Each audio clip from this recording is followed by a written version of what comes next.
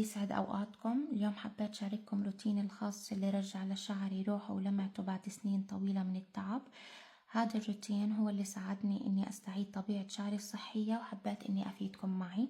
السر ببلش من الأساس وهو فلتر المي. أنا مركبة للدوش تبعي الفلتر هاي الخطوة يمكن ناس كتير تشوفها بسيطة، بس صدقوني بتنظف الشعر منيح وبتخليه إنه يستقبل العلاج بشكل أفضل.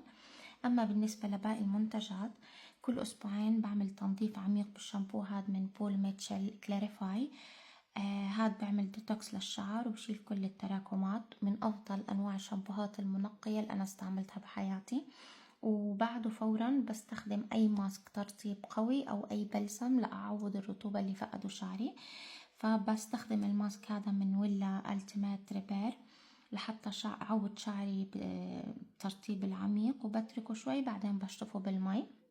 هاد من أفضل الماسكات اللي أنا استعملتهم لشعري.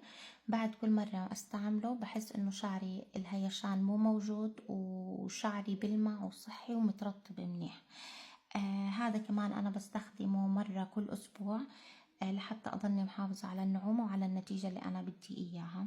أما باقي أيام الحمام العادية فبستخدم مجموعة ريتكن هاي أسيدك بوندينج كونسنتريت.